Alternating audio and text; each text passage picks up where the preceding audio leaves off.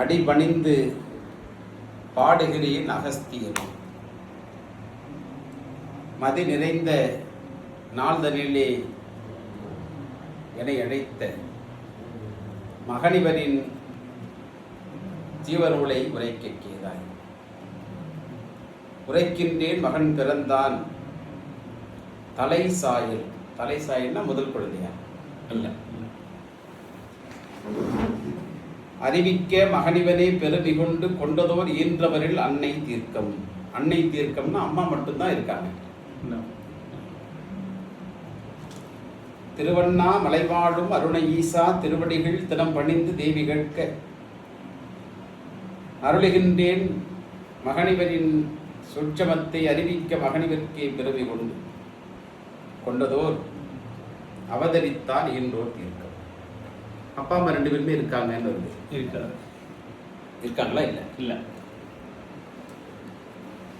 கருணையிலே தவத்தினிலே உயர்ந்து நின்று காளியவள் அகங்குறைக்க ஒரு கால் தூக்கி கருவுரலாம் உண்மைதனி வெளிச்சமாக்கி கைலாயம் தனிலிருந்து ஆளும் ஈசன் ஈசன் திரு தாழ் பணிந்து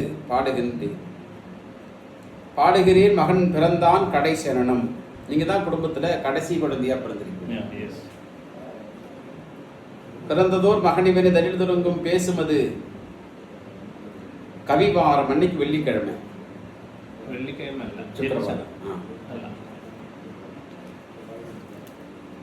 அமுத நிலை ஆனந்த தத்துவத்தின் அண்டரெல்லாம் தொழுதேற்றி வணங்கி நிற்கும் என் ஈசன் திரு கமலம் போற்றி நிகழ்த்துகின்றேன் மகனிவரின் சூட்சம் கேளாய்.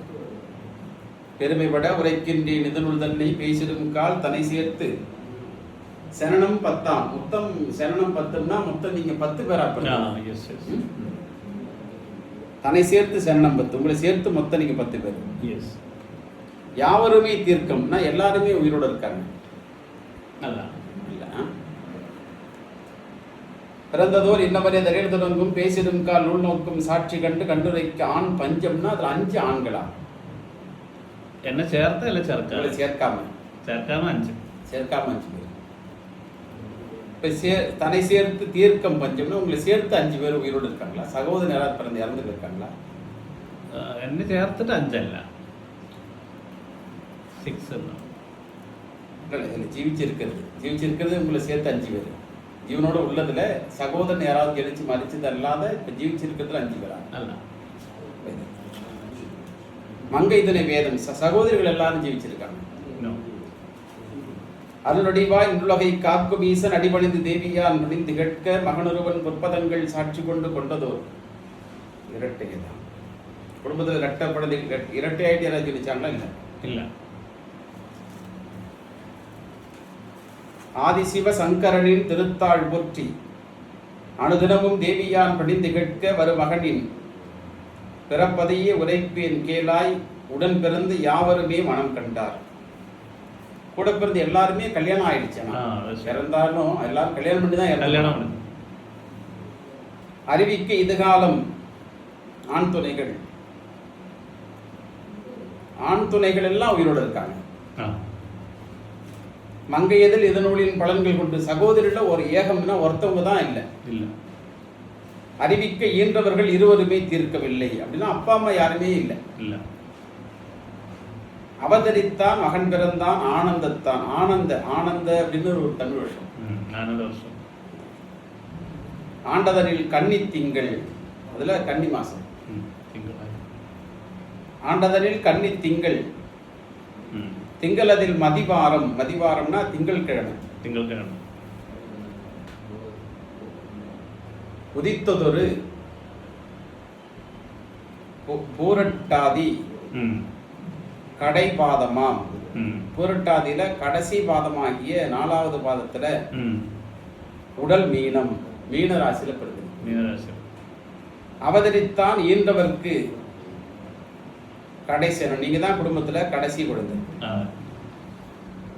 அரியதோர் மகனிவனே மனம் கண்டு தாரமவள் தீர்க்கமாகும்.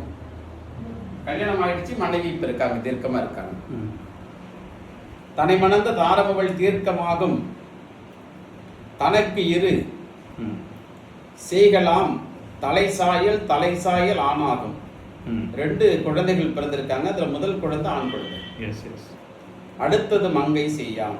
ம் அடுத்தது பெண் குழந்தை. பெண் குழந்தை. இரு சேயும் ஓர் கல்வி. 2 பேரும் ஒரே மாதிரியான கல்வி தான் படிக்கிறாங்க. படிக்கணும் சார். அறிவியல், அது அறிவியல் சார்ந்து. அறிவியல் மீன்ஸ் அறிவியல்னா சயின்ஸு. அறிவிக்க ஔடதங்கள், ஔஷதம்னு வருது, மருத்துவம். மகனுடைய படிப்பு மெடிசன் சம்பந்தம். 2வது குழந்தை அறிவியல்னா சயின்ஸ் மாதிரி ஏதாவது. பிறந்ததோ நூலறிய தலில் தொடங்கும் பேசிடும் கால் இவை சாட்சி கொண்டவரே கொண்டவரும் ஆனந்த கன்னித்திங்கள் ரசனாலாம். தமிழுக்கு 14ஆம் தேதி. 14. அரிய மகன் அவதரித்தான். நபிகள் வர்க்கம். பிறந்தது இஸ்லாம் மதம். இயம்போது அத்தனுக்கு பெருமை சொல்லும் அரிய சொல் மகரமதில் தான் தொடங்கி. அப்பாவுடைய பேர் வந்து மகர எழுத்து. மகர அட்சரம்னா மா நீ மு, அந்த எழுத்துல தொடங்கும். புரியாது முக மது, முகமது அப்படி வரும். சரிங்களா? சரி சரி. தனை கரு சுமந்த அன்னை ககரமாகும். ககரம்னா தன்னை கருல சுமந்ததுன்னா தாயாருடைய பேர்ல காங்கிற சப்தத்தில் இருக்கும். அடுத்ததோ சகரம்னா ஜா தா அப்படின்னா கா கஜிதா அப்படி வரும். கதீஜா சமயத்தில் கதீஜா வரலாம். இப்படி மாறி காதீஜா. கரு தனை தனை மணந்த தனது தாரம் தாரமவள். தன்னோடு இணைந்து வாழ்வாள். மனைவி உங்க கூட தான் இருக்காங்க. தான் ஒரு தேசமதில் வாழ்ந்தால் கூட தன்னை மணந்தால் வேறு தேசம். நீங்க ஒரு இடத்துல இருக்கீங்க, மனைவி ஒரு இடத்துல இருக்காங்க. வெவ்வேறு நாட்டில் வசிக்கிறீங்க. மக்களின் கல்வி எது? அப்படியே மக்கள் கூட அப்படிதான். குழந்தைகளும் வெவ்வேறு தேசத்துல இருக்காங்க. பிறந்ததோர் தன்னை மணந்து தனது தாரம் தாரமவள். 3 எழுத்து. மனைவி பேர்ல வந்து 3 எழுத்துக்கள் சொல்றாங்க. 3 எழுத்து. தொடங்குவது இடையினமாம். இடையின எழுத்துக்கள்ல யா ரா லா. ரா வச்சு தொடங்கும். ரா ரி ரூ ரே ரோ ரோன்னு தொடங்குன்னு சொல்றாங்க. ரோ. அரியதோர் பின்னதுவாம் சா நீ. ரோஷினி ரோசனி அப்படிதான் வருமா? மாறுதா? சமயத்துல வரலாம். ஏன்னா இது வந்து கொஞ்சம் பழைய அச்சரம் தானே, ஓல்டு எழுத்து தானே. அதனால ரோஷனா ரோஷினி ரொம்ப ஜாயிண்ட் எழுத்துங்கிறதுனால அது படிக்கிறீங்க. பிறந்ததோர் இன்னவரை தரையில் தொடங்கும் பிறப்பதுவை அறிகின்றான் ஐம்பான் ஈரின்.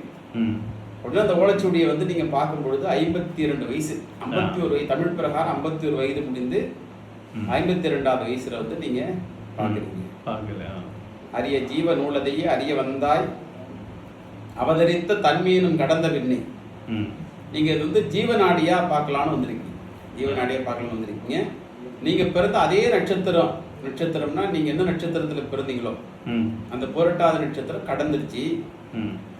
உத்திரட்டாதி தொடங்குது. ஆமா, அந்த மாதிரி ஒரு வார்த்தை வந்துருக்கு. நீங்க எந்த நட்சத்திரத்துல பிறந்தீங்களோ அதே நட்சத்திர காலகட்டம் தான். புரட்டாதி உத்திரட்டாதி அதே காலகட்டத்தில் வந்து நீங்க தெரிஞ்சுப்பீங்க அப்படின்னு வந்து.